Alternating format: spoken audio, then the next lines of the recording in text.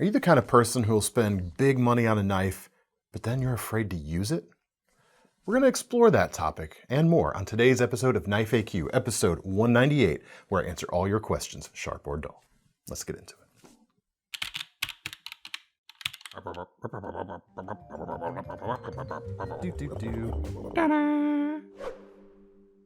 All right, everyone, welcome to the show. I am David C. Anderson from the KnifeCenter. That's Thomas behind the camera, as always, for the first time this year. It seems like only last week.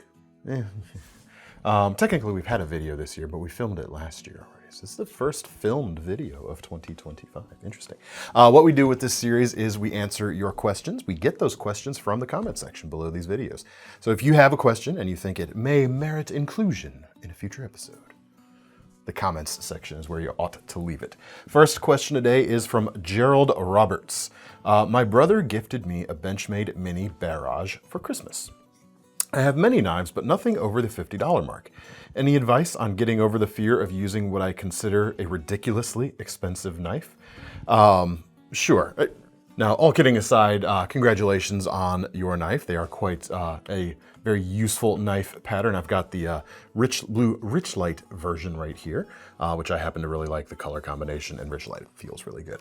But it's a great knife. The blade shape is excellent, and it is a very usable and built to be used knife. And at the end of the day, knives like this are built to be used. So it's respectful in a way to use it and sort of disrespectful to be afraid of using it in a way. Not that I'm accusing you of being Dr. Disrespect or anything like that, but that's not some like YouTuber now name, is it? That I've inadvertently made some sort of social commentary without realizing it. Kids know who this is. Probably. If it is, I have no idea and didn't mean to say anything by that. Anyway, granted, at a certain point, as knives get more expensive, you may be paying for lower degrees or lower increments of improvement for every dollar spent. Tighter tolerances and everything are nice, but don't always make a more useful knife. They can make a more satisfying knife.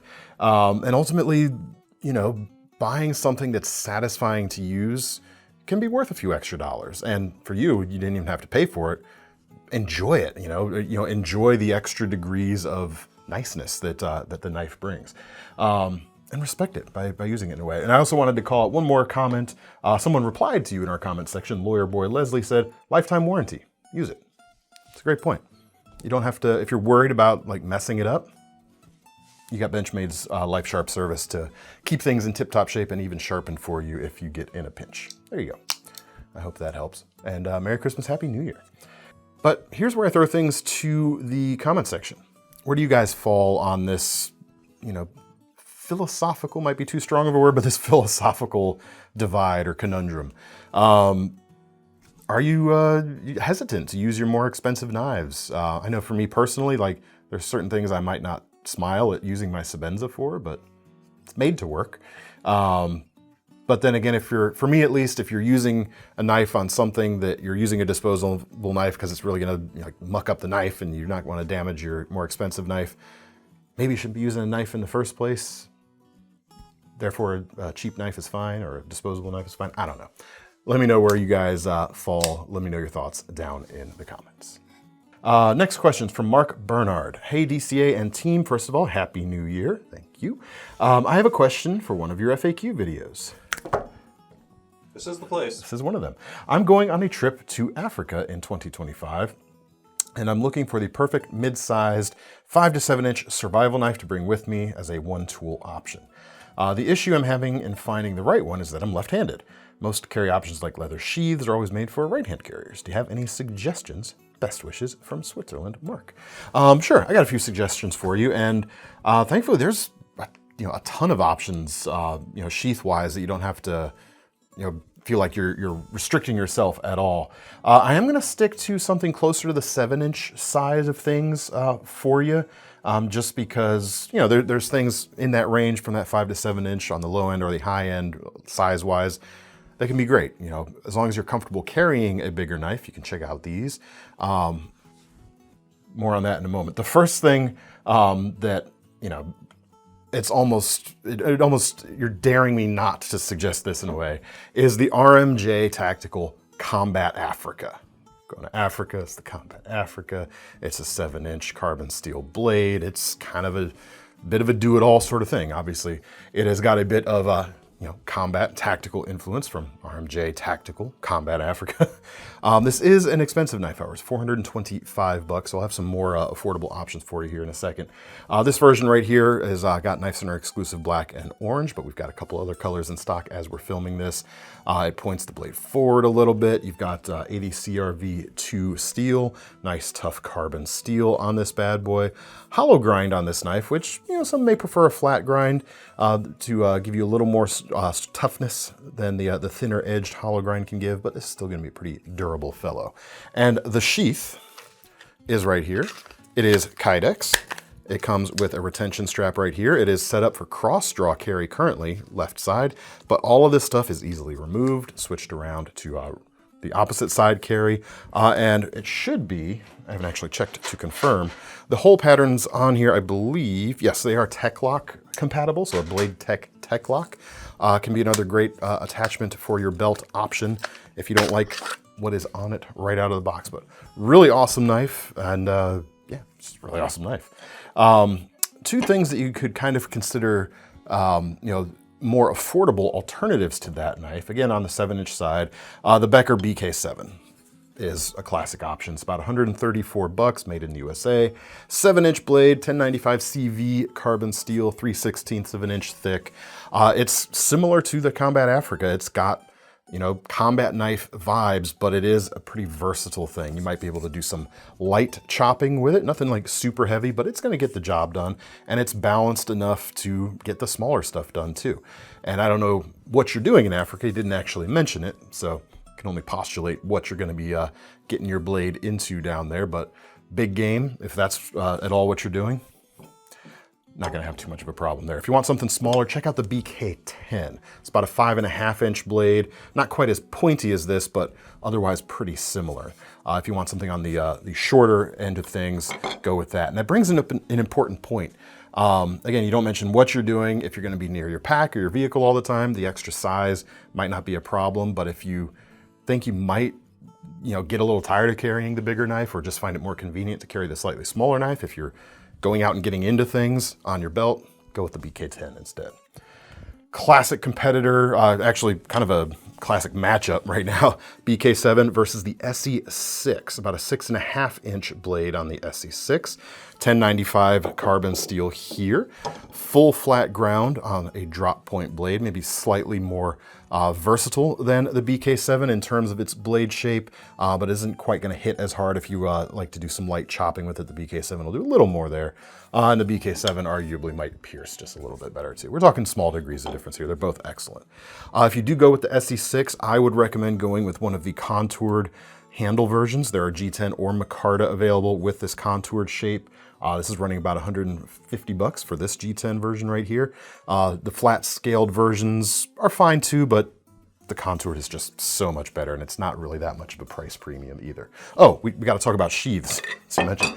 The sheath for the BK7, going back, nothing here making it a right or left-handed carry. It'll go into the sheath.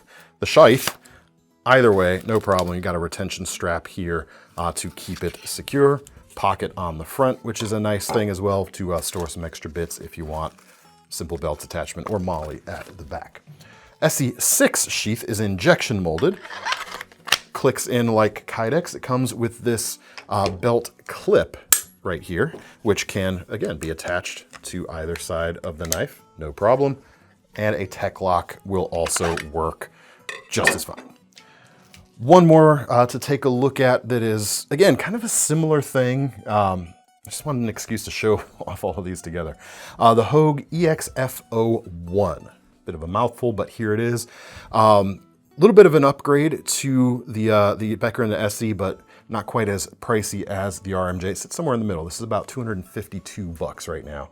You've got A2 steel here. Really excellent tool steel that's very tough, holds an edge really well. You should see a bit of a gain in performance versus the 1095s of the previous two knives. And you've got this nice drop point shape with a 7-inch blade going on. Again, It's going to cover a lot of bases. And again, if you want a smaller version, they make about a, what is it, a 5-inch version of this as well, 5.5-inch version, if you want something on a little bit on the smaller side. We've got G10 for the handles. You got a protruding pommel here at the back with a striking point, definitely leaning into the tactical aspect a little bit. The removable scales here work with a Torx driver and actually includes one embedded there in the handle scales. If you're getting into a situation that might be like, you know, a little blood and gutsy, if it's like a big game hunt or a safari type of thing, just keep an eye on that, make sure it stays cleaned out. But these are really excellent, well-balanced knives, and the sheath is kind of similar to the Becker. No pocket on the front, but it is the same experience. Well, which side you snap first changes. Oh, that's the Essie. Don't put that one in there, Thomas. No, that's going in. It'll go in to the sheath either way, no problem there whatsoever. Those are options, and I wanted to throw one more in. You know, the A2 I think here actually offers, if I were picking these knives based on steel, I would probably go with the A2. I just really like it. If, however, you wanted something more exotic, a bit of a super steel, the Cold Steel SRK is not quite the same size as this. It's a 6-inch blade, but you can get it with a 3V blade right here, and it's about 150 bucks. So performance-wise, it's actually quite a bargain. I mean, this is the same price essentially as this Essie right here. You get pretty much the same amount of sharpened edge between them. Not gonna chop super well, but again, that's not what this size of knife is typically meant to do. If you do want that though, probably the Becker is going to be the best chopper out of this matchup here. But this one has a Secure X sheath, clicks in. You've got a belt loop, drop loop here that can be switched to either side, no problem. So converting it to left or right, and again, a tech lock. No problem with something like this. This is going to be a little bit of a lighter, more maneuverable option. You can still get a little extra blade length with that 6-inch blade without getting quite as bulky as some of these others. Hope that helps. I hope you have fun while you're out there, whatever it is you're doing. All right, well, now we come to the Damyr's Buried Treasure segment, where thanks to his question several weeks ago, we're going through the alphabet and listing or showing off a brand we have not shown on the channel before. And we're on the letter Q today, one of the more sparsely populated letters in our list of brands. We've got QSP, which we've definitely shown before. We've got Quartermaster, which I'm pretty sure has been on the channel at least once. And we have Quick Survive. Just carry a couple of their things, but they're pretty neat. We have the Quick Survive Fire Starters. Survive, there's no time, Quick Survive. It's essentially packs of these little pouches right here that can help get the fire going. And these are supposed to burn for about 10 minutes, which is pretty cool. And they've also got this glove right here. This is running, right now we got it on sale for about 27 bucks. Normally I think it's about 30, so it's not a huge discount. But this is a heat resistant glove. It's ambidextrous. You've got orange on one side, black silicone on the other. They're the same spec, like one side is not more or less protective, but it is also lined on the inside for heat resistance. And as you can see, up to 932 degrees on these bad boys. That's pretty cool too. Plus you get the non-slipitude of the silicone as well, which could be quite nice. It even says they're cut resistant on the website, which is nice. I don't see that on the packaging right here unless I've just missed it. Pausing. Yeah, I don't see it on the package, but yeah, you can check it out. We've also got a lantern that they carry. It's a basic lantern, LED lantern. You can check it out. That's the letter Q. We'll be back next week for the letter S, one of our not most sparsely populated letters. Oh, wait, Q, R comes after Q, not S. That's how alphabets work. We've already established that I'm terrible at alphabets, so whatever. Stick to soup. Soup is great. I love soup. Anyway, now we're on to the lightning round for today. Hearts XOXD. Hey, DCA, Thomas, and Seth, I want your expertise about multi-tools. Well, you're not going to get Seth today. I'm sorry. I started carrying the Gerber Sport 400 multi-tool decades ago when I was a lineman, mostly because of the one-hand flick-out pliers. Are there any other makers that make the pliers one-hand opening? I remember being infatuated with the Gerber multi-tool series here when I was a kid because of that exact feature. The problem I've found with like at least the ones they're making nowadays is I can never really get them to flick. I remember people like just fidgeting all the times with these. Maybe they need breaking in, I don't know, but you know, the one I remember being infatuated with was one of these with the blunt nose pliers there. I don't know if they need some lubrication or what, but check out, there's a few other here real quick. I won't go into the full specs, but I'll show you the things. We've got the Gerber center drive here. It is similar, it slides out the front, but you only have a slider on one side. You don't have to grip both and flick it out. You can just push and pull in or push out, which is quite nice. You've got a lot of the SOG multi-tools with their compound leverage are loose enough, as you can see, to flick out like so. That could be an option. I think the easiest and most intentional nowadays, though, is the Leatherman Free Series pliers multi-tools, or the ARC, as you can see right here. Very easy to open and close one-handed. Maybe a little more awkward on the close, but one-hand opening, just pop the magnet, drop it out, flick it, set it in place. They're pretty nice. They break in nicely. And yeah, Thomas carries a free P4, has for several years at this point, and yeah, they just work, which is cool. Next up, James Barnes says, what is the strongest spring-loaded OTF knife on the market? Is there anything that would push my hand away from a tree if I were in a position to open the knife while pushing up against it? Lightning round answer, no. I don't think so. Maybe some of those like giant, like novelty ones that like Microtech and Heretic have made might do something, but OTF knives are designed to move a small piece of metal pretty quickly. It's not really gonna have torque's the wrong word, but the strength to push you back. And even if it did, you might be putting holes in the wood rather than pushing yourself off. Or spraining your wrist. Or spraining your wrist. Actually, that's a really good point.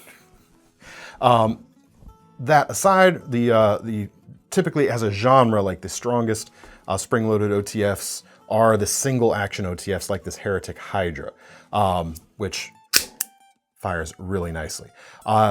Whereas a double action OTF, you have the switch, you can fire it in, fire it closed. You've got springs working in both directions to make that sort of thing work. With a single action OTF, you can't retract it with spring action. You actually have to manually reset it. So the dumbed down, slightly exaggerated for effect answer is all the springs can be made to go, or all the length of the handle can be filled with spring to make it go forward rather than both directions. But they're quite strong. Hope that helps. Now we come to our final question of the day, which is, of course, our most serious question of the day, which comes from Crisco. The most serious question: a unicorn, a hobbit, and a Bigfoot walk into a bar.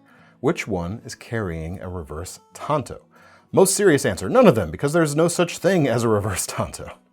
Well, there might be one or two out there, which would kind of make those things a unicorn, so maybe that's it. Although, Thomas, you might have big feet. Are you a Bigfoot carrying reverse tanto? Proportionate to my size. So, okay, fine. I'm not going anywhere with that. Anyway, you know what they say about guys with big feet? Bigger shoes. Bigger shoes, that's exactly right. Anyway, I hope you've had fun today. Thanks for tuning in. If you got some alternate answers to the questions today, drop them below. And let us know if you use your stuff, if you use your expensive knives, or if you're afraid to use your expensive knives. Genuinely curious, polling the audience on here. Where do you fall on this divide? If you want to get your hands on any of these knives or fire starters or glove or any of that, check out the links in the description, which will take you to KnifeCenter.com, where in addition to our long-running Knife Rewards program, don't forget our new Sezzle payment option if you want to break things into more manageable chunks. And that's all for now. I'm David C. Anderson from the Knife Center. That's Thomas behind the camera, and we're signing off. See you next time.